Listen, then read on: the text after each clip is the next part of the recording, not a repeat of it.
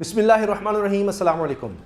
जब ये सारा रजीम चेंज का मामला हो रहा था तो उस वक्त आसिफ अली जरदारी साहब बार बार ये कहते रहे कि मेरा वज़ीर आज़म शहबाज शरीफ है, मेरा वज़ीर आज़म शहबाज शरीफ है। उस वक्त तो वो वज़ीर दाखिला का नाम भी लेते थे कि राना सनाउल्लाह, लेकिन अब उन्होंने एक और ही ख्वाहिश का इजहार कर दिया है और वो उनकी दरीना ख्वाहिश है।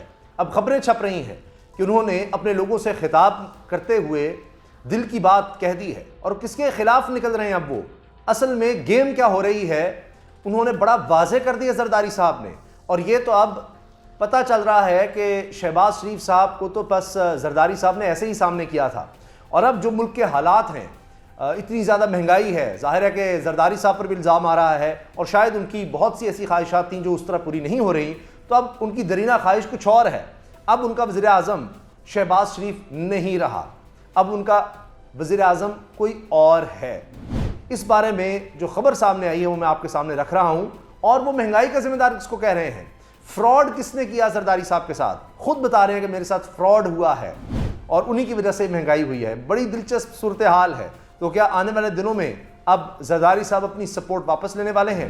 और ये जो रजीम चेंज थी इसमें कहा गया कि जनाब बहुत से वादे वईद हुए हैं। जब एम्बेसीज में मुलाकातें हुई तो वहां पर बिलावल भुट्टो को वज़ीर आज़म के तौर पर सवाल हुआ और तहरीक इंसाफ के लोग जिन्होंने बाद में सारी हकीकत बताई, मुनहरिफ अराकीन तो चलें एम्बेसीज में मुलाकात करके हो गए दूसरी तरफ, लेकिन ये सवाल हुए तहरीक इंसाफ के लोगों से। गालिबन शानदाना साहिबा तहरीक इंसाफ की मेंबर हैं, उन्होंने भी बताया कि उनसे पूछा गया जी बिलावल भुट्टो के बारे में आपका ख्याल है बतौर वज़ीर आज़म। तो अब जरदारी साहब ने कहा है कि वो बिलावल भुट्टो को वज़ीर आज़म देखना चाहते हैं। अब ये उन्होंने इशाया दिया था नवाब शाह में और मुंतखब बल्दियाती नुमाइंदों से खिताब किया और कहा मेरी ख्वाहिश अपनी ज़िंदगी में ही बिलावल को मुल्क का वज़ीर आज़म बनाऊं। जब से बिलावल वज़ीर ख़ारजा बना है, जिस मुल्क भी गया वहाँ से दोस्तों के फ़ोन आ रहे हैं और वो कह रहे हैं कि बिलावल अच्छी मिनिस्ट्री चला रहा है। अब आप ये ज़हन में रखिए कि बिलावल की अमेरिका के हवाले से क्या बातचीत हो रही है और अमेरिकी वज़ीर ख़ारजा से भी बात होती है और जनाब ताल्लुकात को आगे ले जाने की बात होती है। यहाँ ख़बरें चल जाती हैं कि जी कोई बेस दी जाएगी अब। और मैंने आपको बताया कि एम्बेसीज में जाकर भी ये सवाल होता है कि जनाब वज़ीर आज़म के तौर के लिए बिलावल का नाम कैसा है। तो जो डील हुई है उसमें तो 2028 की बात है कि जनाब 2028 को हम, यानी ये सारी जो पार्टीज़ हैं इनके दरमियान जो डील करवाई गई है, इसमें जो बीच में लोग शामिल हुए हैं उन्होंने ये प्लान बनाया है कि जनाब 2028 में बारी देंगे बिलावल को। लेकिन अब जरदारी साहब की ख्वाहिश ये है, लग रहा है कि उससे पहले पहले वो बिलावल को वज़ीर आज़म बनवाना चाहते हैं। और किसको कह रहे हैं फ्रॉडिया या फ्रॉड किसने किया, वो बड़ा वाज़े है। उन्होंने कहा है जरदारी साहब ने, मेरा आज भी इस्लामाबाद से झगड़ा है और वो कहते हैं तुमने कमज़ोर किया, जबकि मैं कहता हूँ मजबूत किया। यानी 18वीं तरमीम के ज़रिए मैंने इख्तियारात दिए और कहा बलूचिस्तान हो, खैबर पख्तूनख्वा, पंजाब हो या सिंध, सबको मैंने ही मजबूत किया। मैंने अपने दौरे सदारत में तमाम इख्तियारात वज़ीर आज़म को मुंतकिल किए। इन इख्तियारात के बदले मैंने 18वीं तरमीम ले ली थी क्योंकि ये तरमीम सूबों को मजबूत करती है। आज मुल्क में महंगाई है तो ये सब उनका कसूर है जिन्होंने मुझसे फ्रॉड किया। महंगाई किसकी वजह से, जिन्होंने मुझसे फ्रॉड किया। फ्रॉड किसने किया, अगर मुझसे टीआरओज इलेक्शन का फ्रॉड नहीं करते तो मैं मुल्क बना जाता। टीआरओ पीआरओ इलेक्शन कराना बेवकूफ़ी थी। अब ये कौन से इलेक्शन है, 2013 के इलेक्शन की बात कर रहे हैं। आरओज याद है, तब भी इन्होंने एहतजाज किया था। तो रिटर्निंग ऑफिसर्स का, जहां इन्होंने कहा कि जी इफ्तिखार चौधरी ने और जस्टिस एक होते थे जी खलील रहमान रमदे, ये थे जनाब, इन्होंने मिलकर जनाब ये सारा इलेक्शन मैनेज किया था और नून लीग को जितवाया था और इस्टेब्लिश के साथ मिलकर और ये सारा कुछ किया गया। ये जरदारी साहब इल्ज़ाम लगाते रहे हैं। अब वो फिर हवाला दे रहे हैं, अब तो हुकूमत का हिस्सा होते हुए, शहबाज शरीफ की काबीना का हिस्सा होते हुए वो कह रहे हैं कि ये फ्रॉड किया इन लोगों ने मेरे साथ और उस वक्त इन्होंने मुझे इलेक्शन हरवाया। तो अब वो, इसका मतलब है खुश नहीं है। और यहीं तक नहीं रुक रहे, वो कहते हैं कि जी अब जो हमारा मज़हब है, पीपल्स पार्टी हमारा मज़हब है एक तरह से, और हम तो कफन की जगह भी पीपल्स पार्टी का झंडा हम लपेटते हैं और कब्र में जाते हैं। तो अब हमने पीपल्स पार्टी को पंजाब में लेकर आना है और अब मैं हेडक्वार्टर बनाऊंगा पंजाब को पीपल्स पार्टी का। तो अब ये किसके खिलाफ है, नून लीग के खिलाफ। और अब लाहौर में बैठकर पार्टी को ठीक करूंगा।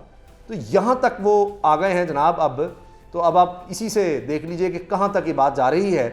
और फिर ये उन्होंने और वजाहत की है कि अब मैं पार्टी लाहौर को अपना हेडक्वार्टर बनाऊंगा। यानी यहाँ तो जनाब रायवेंड, जाती उमरा, ये हेडक्वार्टर है जनाब, वहीं पर वो कह रहे हैं लाहौर में ही मैं हेडक्वार्टर बनाऊंगा अब, और पार्टी को पंजाब में भी सिंध की तरह फाल और मजबूत बनाऊंगा। तो अब दोस्तों की भी उन्होंने बात की, बिलावल से दोस्त बड़े खुश हैं, दोस्त वही रजीम चेंज वाले, और अब तो साबिक कौमी सलामती के मुशीर अमेरिका के, उनका बयान भी आ गया है कि हम बगावतें करवाते रहे और इसमें हमारा हाथ था, तो मुदाखलत साजिश में ही हम यहाँ बहस में पड़े हुए हैं, और वहाँ से इतराफ़ आ गया है कि जनाब रजीम चेंज हम करवाते हैं और ये सारा कुछ होता है। और आप वो बयान भी याद कीजिए तर्जुमान का कि ये जो सारा कुछ हो रहा है पाकिस्तान में एक आईनी तरीके से हो रहा है और हम इसको भरपूर तरीके से सपोर्ट करते हैं, ये भी बयान वहाँ से आ गया था। तो अब वहाँ से लगता है कि जो प्लान ले लिया गया है, जिस तरह मैंने आपको बताया कि शानदाना साहिबा हैं MNA तहरीक इंसाफ से, उन्होंने ये कहा कि उनको बुलाकर पूछा गया, और भी लोगों को बुलाया गया था तहरीक इंसाफ के, और इस तरह के उनसे सवाल हुए थे कि जी क्या हो सकता है, यानी एक पॉसिबिलिटी ये बनाई जा रही थी कि इनकी तरफ से भी सपोर्ट की जाए। तो अब ये बात बड़ी वाज़ेह है कि जरदारी साहब तो अब खुलकर सामने आ गए हैं, वो तो फ्रॉड कह रहे हैं उनके साथ हुआ था जो 2013 में नून लीग की हुकूमत बनी थी, और वो तो अब बिलावल को वज़ीर-ए-आज़म देखना चाहते हैं, उनके वज़ीर-ए-आज़म अब शहबाज शरीफ नहीं रहे। तो ये तो बड़ी वाज़ेह बात है, और वो कह रहे हैं आज भी इस्लामाबाद से मेरा झगड़ा है, लिहाजा नज़र आ रहा है कि वो खुश नहीं हैं, मजबूरन ये सारा, चूँकि बीच में मीर जाफ़र मीर सादिक जिनको कहते हैं इमरान खान, वो भी बीच में मौजूद हैं, रजीम चेंज का ज़ाहिर है कि एक ये सब पार्टीज़ का मिलकर मुआहदा, जिससे नवाज शरीफ निकलना भी चाहते थे, जरदारी साहब ने उस तरह निकलने नहीं दिया, और अब उन्होंने जिस तरह खुद कहा जा रहा है हर तरफ से, शेख रशीद भी कहते हैं कि ये जरदारी वाकई नून लीग पर बहुत भारी हुआ है, इमरान खान भी कहते हैं, तो अब ज़्यादा बदनामी तो सारी नून लीग के खाते में आ रही है, शहबाज शरीफ के खाते में आ रही है, और लोग महंगाई से तंग हैं। आप देखें कि हाल ये है कि कराची में, सिंध में क्या सूरत हाल हुई, अभी और ज़्यादा तबाही और बर्बादी खुदा न खास्ता अल्लाह ना करे लेकिन आ सकती है, मगर शहबाज शरीफ एक लफ्ज़ नहीं बोलेंगे पीपल्स पार्टी के खिलाफ, क्योंकि उनको ज़रूरत है।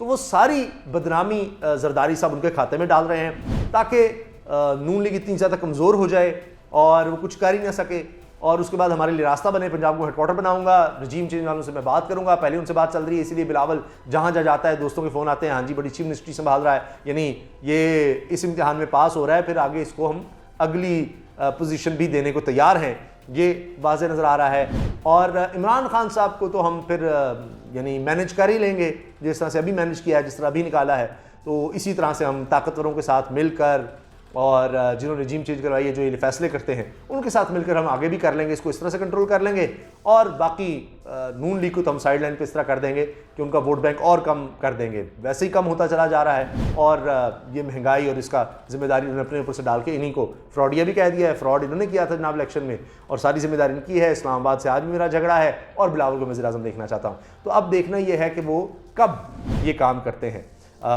ये इसी तरह ये अगर कुछ अर्सा और गुजरता है, अभी तो किसी भी वक्त इलेक्शन हो सकते हैं, जितने हालात बुरे हैं, लेकिन अगर ये कंटिन्यू करते हैं मामला, अभी देखते हैं ज़िमनी इलेक्शन का अगर रिजल्ट आता है, उसके जिस तरह भी मैनेज किया जा रहा है सरकारी मशीन का इस्तेमाल, तो उसके बावजूद अगर किसी तरह से ये प्रेजेंट सेटअप जिसको इमरान खान कहते हैं मुसल्लत किया गया, अगर इसको कंटिन्यू करवा भी लिया जाता है, ज़्यादा 1 साल इलेक्शन तो करवाने ही पड़ेंगे, इसके अलावा कोई हल नहीं है।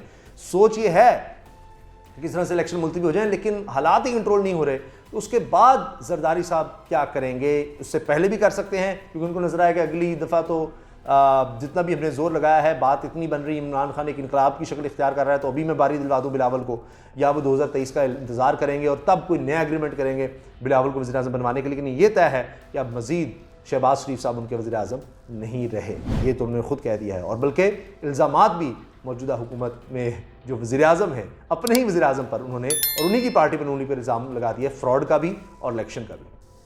अल्लाह हाफ़िज़।